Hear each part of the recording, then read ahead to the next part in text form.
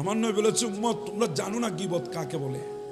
গীবত নিজের আপন ভাইয়ের গোশত খাওয়ার মতো। তোমরা যেমন নিজের আপন ভাইয়ের গোশত খেতে পছন্দ করো না, ঠিক তেমন হচ্ছে গীবত। গীবত এমনও তো আমরা আছি যারা আমরা অন্যের দোষ খুঁজে বেড়াই, নিজের দোষ চোখে দেখি না।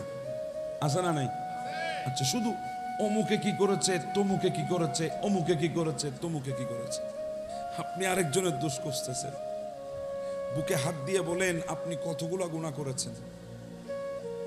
আমাকে জিজ্ঞাসা করেন, আমি আপনাকে বলি আমি কত বড় গুনাহগার আপনারা জানেন না। যদি জানতেন একজনও এখানে আসতেন না আমাকে দেখার জন্য। আমি যদি জানতাম আপনারা কত বড় গুনাহগার, আপনারা আমি আসতাম না আপনাদের কাছে। কিন্তু আমার মালিক আমাদের প্রত্যেকটা গুনাহ সম্পর্কে জানে। হ্যাঁ, আপনাকে আজকে কেউ একটু ইজ্জত করলে আপনি তো অনেক বড় মনে করেন নিজেকে, অনেক কিছু মনে করেন নিজেকে, অনেক কিছু মনে করবেন না। শুকর আদায় করেন মওলার, শুকর মওলার। কেন জানেন? আল্লাহ সত্তারিয়তের পর্দা দিয়ে আপনার গুনাহগুলোকে গোপন করে রেখেছে বলে মানুষ আপনার গুনাহ দেখে না বলে আপনাকে সম্মানিত করেছে। যদি দেখতো আপনাকে সম্মান, অনেক দূর কিবা দূর কিবা। আর আপনি খুঁজেন মানুষের দোষ। নিজের ভেতরে দোষ কয়টা আছে? নিজের ভেতরে দোষ কয়টা আছে একবার তালাশ করেন। নিজে কি করেছেন এই পর্যন্ত একবার খুঁজে দেখেন। আপনি যখন নিজের গুলা নিয়ে নিজে চিন্তা করবেন, আরেকজনের দোষ আপনার জবান দিয়ে বের হবে না।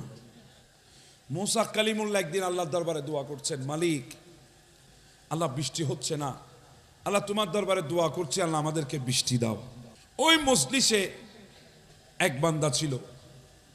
আল্লাহ ডাক দিয়ে বলে, মুসা আমি বৃষ্টি দেব না। আল্লাহ, আমি মুসা কালিমুল্লাহ বলতেছি, আপনি দেবেন না? বলে, না দেব না। কেন আল্লাহ?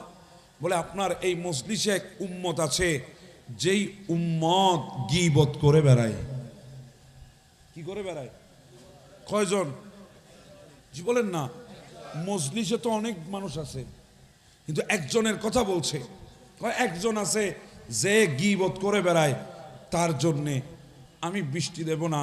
এবার বলেন, একজন গুনাহগারের কারণে, গীবতকারীর কারণে মুসা কালিমুল্লাহর দোয়া যদি আল্লাহ কবুল না করেন, কিংবা মুসা কালিমুল্লাহ দোয়া করছে আল্লাহ বৃষ্টি না দেন, সেখানে এবার চিন্তা করেন আমাদের মধ্যে গীবত করে না এমন কয়জন আছে? মুসা কালিমুল্লাহ ডাক দিয়ে বলেন, আল্লাহ এখন কি হবে? বলে, আপনার ওই উম্মতকে বলেন এখান থেকে উঠে চলে যেতে, যদি চলে যায় আমি বৃষ্টি দেব। মুসা কালিমুল্লাহ বলেন, তোমাদের মধ্যে কে আছে ওঠো, বের হও আমার মজলিস থেকে। তুমি একজনের কারণে আল্লাহ আমাদেরকে নিয়ামতের বৃষ্টি দিচ্ছে না, রহমতের বৃষ্টি দিচ্ছে না। কয়জন? গুনাহগার কয়জন? আর আমাদের এখানে হাত তুললে একজনও পাওয়া যাবে না নেককার, সবাই তো গুনাহগার। ওই বান্দা চোখকে নিচু করে চোখের পানি ছেড়ে দিয়েছে, মালিক এখন যদি আমি এখান থেকে উঠি মানুষ আমাকে দেখবে, আল্লাহ সবাই আমাকে বুঝে যাবে আমি গুনাহগার, আমি চেহারা কাউকে দেখাইতে পারবো না। আল্লাহ তওবা করছি, তুমি মাফ করে দাও। মুসা কালিমুল্লাহ হাত তুলেন, আল্লাহ কেউ তো উঠে না, আল্লাহ একজনের জন্য বুঝি আমাদেরকে তুমি কষ্ট দিবা। এই কথা বলে হাত তুলতেই আল্লাহ বৃষ্টি দেওয়া শুরু করেছে। মুসা কালিমুল্লাহ বলে, আল্লাহ এতক্ষণ আপনি বৃষ্টি দেন না, গুনাহগারের কারণে তো, গুনাহগার তো কেউ উঠে নাই, বৃষ্টি দিলেন কেন? আল্লাহ বলে, ও মুসা আমার বান্দা তওবা করেছে, আমি তওবা কবুল করেছি। মুসা ইসলাম বলে, আল্লাহ তুমি বান্দার তওবা কবুল করেছো, কেমন খুশনসিব ওই বান্দা, গুনাহগার কিন্তু কবুল হয়েছে। আল্লাহ তাকে একটু দেখাও না। আল্লাহ বলে, যখন গুনাহগার ছিল তখন দেখাই নাই, এখন তো আমার মকবুল হয়েছে, এখন কিভাবে দেখাই, লজ্জিত করি, দেখাবো না। আমি আল্লাহ তাকে মকবুল বানিয়ে নিয়েছি।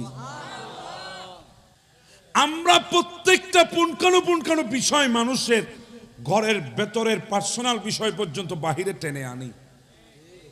আনি না? আনি না? না আনি?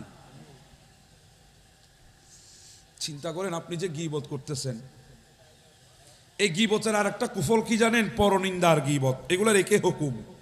পরনিন্দা, গীবত, কুৎসা রটনা, এগুলার হুকুম একটা, এগুলা হারাম। এগুলা কি? হারাম। হযরতে সালমান ফার্সি কিংবা এক রাওয়ায়াতে আছে হযরতে হাসান বসরি এক বান্দার ঘরে বেড়াইতে আসছেন, হাতের মধ্যে ফলমূল নিয়ে, ফলমূল অনেক ফল ফ্রুট নিয়ে বেড়াইতে আসছে। ওই বান্দা দেখে তো হয়রান, কিরে আল্লাহ এত বড় বান্দা সালমা হযরতে হাসান বসরি আমার ঘরে, হুজুর আপনি আমার ঘরে কেন? বলে আমি এসেছি আপনাকে ধন্যবাদ দেওয়ার জন্যে। কেন ধন্যবাদ দিতে? সে মনে মনে চিন্তা করতেছে, আমি তো গোটা জিন্দেগি হাসান বসরির দুর্নাম করে বেড়াই, গীবত করে বেড়াই, ইনি আবার আমাকে ধন্যবাদ দিতে কেন আসলো? বলে হ্যাঁ ধন্যবাদ দিতে এসেছি। কেন? যেই উপকার আমার মা বাবা করে নাই আপনি আমার সেই উপকার করেছেন। ওই বান্দা বলে হুজুর আমি আপনার কি উপকার করলাম? বলে বাবা শোনো, তুমি যে সারাদিন আমার বিরুদ্ধে সমালোচনা করো, গীবত করো, কুৎসারটনা করো, আমার বিরুদ্ধে পরনিন্দা করো, এগুলার কারণে আমার আল্লাহ আমার গুনাহগুলাকে মাফ করে দিচ্ছে, আমার গুনাহ তোমাকে তুলতেছে, আর তোমার নেকিগুলো আল্লাহ আমাকে দান করতেছে। সুবহানাল্লাহ। এত বড় উপকার আমার মা বাবাও করে নাই, সেজন্য আমি তোমাকে ধন্যবাদ দিতে এসেছি, ফল ফ্রুট নিয়ে এসেছি। কম হয়েছে, যদি সামর্থ্য থাকতো আরো বেশি নিয়ে আসতাম। এবার সিদ্ধান্ত নেন আপনি কি করবেন? কয় ওয়াক্ত নামাজ পরিপূর্ণ তাদিল আরকান মেনে আদায় করেছেন? কয়টা সিজদা মালিক কবুল করেছে? আপনি কত বছরের ইবাদতের সম পরিমাণ নেকি হাসিল করেছেন? হিসাব করেন না। আপনারা তো এখন প্লাসে মাইনাসে মাইনাসে প্লাস মারেন না আপনারা? দেখবেন দিন শেষে শূন্য ছাড়া আমল নামায় বাকি কিছুই নাই। গোটা জিন্দেগি সকাল থেকে শেষ সন্ধ্যা পর্যন্ত মানুষের সমালোচনা আমাদের জবান থেকে বের হয়। কথা বলেন ঠিক না? আরেকজনের দোষ আমরা তালাশ করি। একবার চিন্তা করেন কিয়ামতের ময়দানে আপনার দোষ যদি ওপেন করা হয় কি অবস্থা হবে আপনার?